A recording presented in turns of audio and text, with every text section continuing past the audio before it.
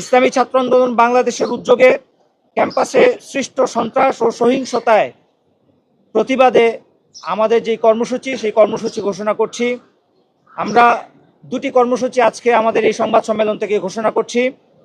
আগামীকাল 24 এপ্রিল 2026 রোজ শুক্রবার বাদ জুমা বাইতুল মুকাররম উত্তর গেট থেকে সন্ত্রাস বিরোধী পদযাত্রা অনুষ্ঠিত হবে ইনশাআল্লাহ।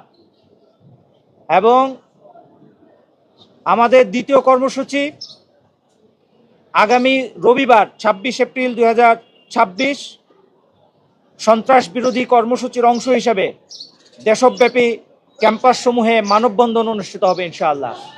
আমরা নিরাপদ ক্যাম্পাস এবং শিক্ষার সুষ্ঠু পরিবেশ নিশ্চিতের লক্ষ্যে আমাদের এই লড়াই শিক্ষার্থীদেরকে সাথে নিয়ে ঐক্যবদ্ধভাবে আমরা চালিয়ে যাব ইনশাআল্লাহ। সবাইকে ধন্যবাদ। আসসালামু আলাইকুম ওয়া রাহমাতুল্লাহ। আপনাদের কোনো প্রশ্ন থাকলে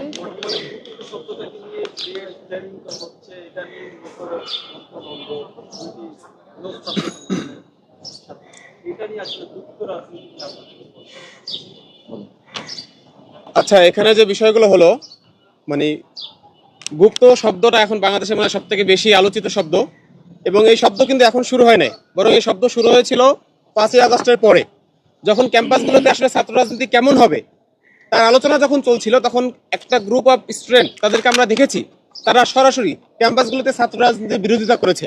যেখানে একটি গণতান্ত্রিক দেশে অবশ্যই ক্যাম্পাসগুলোতে ছাত্র রাজনীতি থাকা দরকার। আমরা বলেছিলাম ছাত্র রাজনীতির গুণগত পরিবর্তন হবে, কিন্তু একটা গ্রুপ অফ স্টুডেন্ট তারা বারবার নানানভাবে বেশিং করে করে ছাত্র রাজনীতির বিরুদ্ধে কথা বলেছে। কিন্তু দিন শেষে সপ্তাহ করে মাস না পেরোতেই ওই ছাত্রদেরকে আমরা বিভিন্ন ছাত্র সংগঠনের মিছিলে, প্রোগ্রামে, এমনকি গুপ্ত অবস্থায় বিভিন্ন গ্রুপগুলোতে আমরা তাদেরকে দেখতে পেয়েছি। এর মধ্য দিয়ে মূলত এই গুপ্ততার প্রতি ছাত্রদের মধ্যে, মানুষের মধ্যে এক ধরনের বিরক্তি ভাব চলে এসেছে। কারণ কি?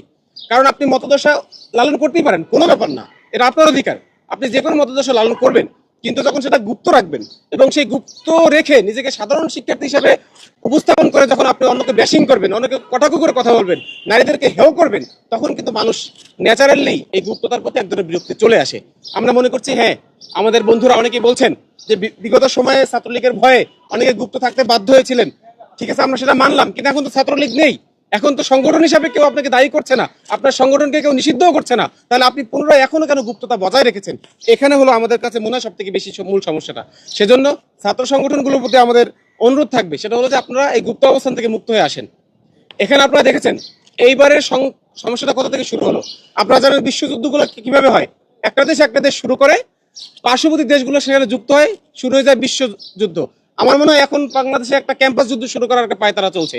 কিভাবে? চট্টগ্রামে কি হলো, একদল সে কোথাও লিখলো গুপ্ত, আর এক দল এসে সেটা বিরুদ্ধে মিছিল করতেছে। কেন ভাই আপনার মিছিল করা লাগবে কেন? গুপ্ত বললে আপনার গায়ে লাগে কেন? কেউ না হয় গুপ্ত বলছে, কিন্তু আপনি কি গুপ্ত?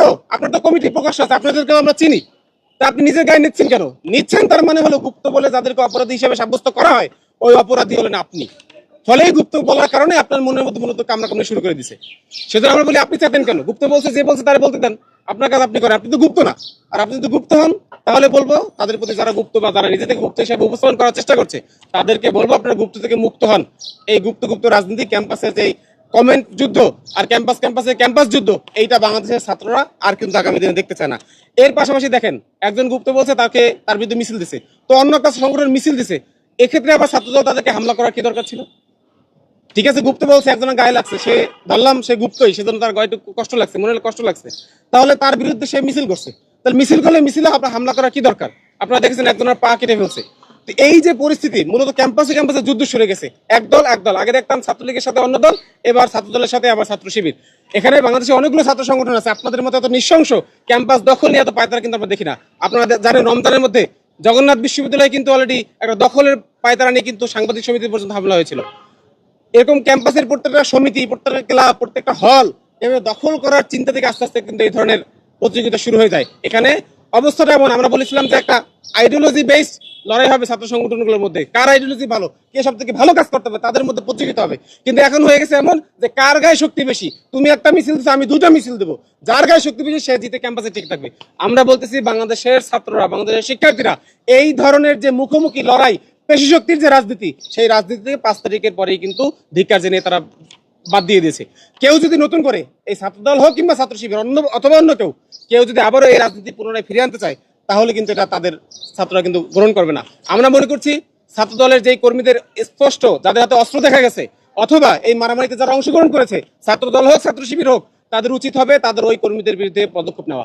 রাষ্ট্রের আইন শৃঙ্খলা ব্যবস্থা, আমাদের যে একজন সংবিধানজীবী আছেন, সেই সংবিধানজীবী তার আসলে উচিত শুধু সংবিধানগিরি না করে এর পাশাপাশি দেশের আইন শৃঙ্খলার প্রতি তার মনোযোগ রাখা। তিনি স্বরাষ্ট্রমন্ত্রী, তার দায়িত্ব ছিল এই সব অবস্থার পদক্ষেপ নেবে। এই যে দুদিন হলো মারামারি হলো, প্রকাশ্য একজনের পা কেটে ফেলা হলো, একটা লোক কি গ্রেপ্তার হয়েছে? তাহলে কোথায় পুলিশ আর কোথায় কি? আপনার এই পুলিশ কি করে? আপনি সংসদে সবাইকে সংবিধান পড়ে বেড়াচ্ছেন, অথচ আপনার বিভাগের যে কাজ, যে আইন শৃঙ্খলা ঠিক রাখা, সেই আইন শৃঙ্খলা ঠিক রাখতে পারছেন না। অন্য মানুষদের কথা, আপনার নিজের সংগঠনের ছেলেরাই আইন শৃঙ্খলা কিন্তু এখানে লঙ্ঘন করছে। আপনার সেই পদক্ষেপ কোথায়? আমরা মনে করছি এখন কেন নিচ্ছে না এটাও স্পষ্ট। কেন স্বরাষ্ট্রমন্ত্রী কোনো ব্যবস্থা নিচ্ছে না? কেন ক্যাম্পাস যুদ্ধ শুরু করা হচ্ছে? এর কারণ আমরা মনে করি, আপনারা জানেন তেলের দাম কিন্তু বাড়ছে, দীর্ঘদিন পর্যন্ত পিআর করা হয়েছে নিজস্ব মিডিয়া দিয়ে, নিজস্ব টাইম দিয়ে। হ্যাঁ, তেলের দাম বাড়ানো হয় না, তেলের মজুদ 1 মাস 6 মাস 10 মাসের তেল কি তাহলে ওই মন্ত্রীর পকেটে না তার বাসার গুদামে? তেল কোথায়? তেল বের করে নিয়ে আসেন না কেন? আজকে দেখেন তেলের দাম কিন্তু বাড়ানো হয়েছে। তেলের দাম যখন বাড়ানো হয়েছে, ছাত্র সংগঠনগুলোর কাজ কি ছিল? তারা তার বিরুদ্ধে কথা বলবে। যেখানে নাগরিকদের অবস্থা কাহিল হয়ে যাচ্ছে এই তেলের দাম পোষাতে, সবকিছুর দাম আস্তে আস্তে বেড়ে যাচ্ছে, সেগুলো নিয়ে কথা বলবে।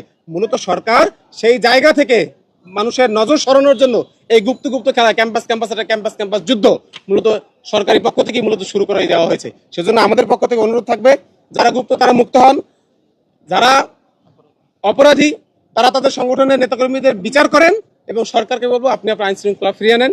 এরা যদি না আনেন তাহলে কিন্তু বাংলাদেশের জনগণ, শিক্ষার্থীরা পুনরায় কিন্তু আপনাদেরকে বয়কট করতে বাধ্য হবে। সেই উদ্দেশ্যকে সামনে রেখেই কিন্তু আগামীকাল ইসলামী ছাত্র আন্দোলন বাংলাদেশ আমরা আমাদের যে পদযাত্রা, সেই পদযাত্রা ঘোষণা করেছি। এরপরে যদি এই দুটি ছাত্র সংগঠন, বিশেষ করে ছাত্রদল ছাত্র শিবির, তারা যদি ঠিক না হয়, তারা যদি ক্যাম্পাসে পুনরায় পেশীয় শক্তির রাজনীতি ফিরিয়ে আনতে চায়, তাহলে ইসলামী ছাত্র আন্দোলন বাংলাদেশের আপামর শিক্ষার্থীদেরকে সাথে নিয়ে তাদের বিরুদ্ধে ঐক্যবদ্ধ লড়াই করতে বাধ্য হবে ইনশাআল্লাহ।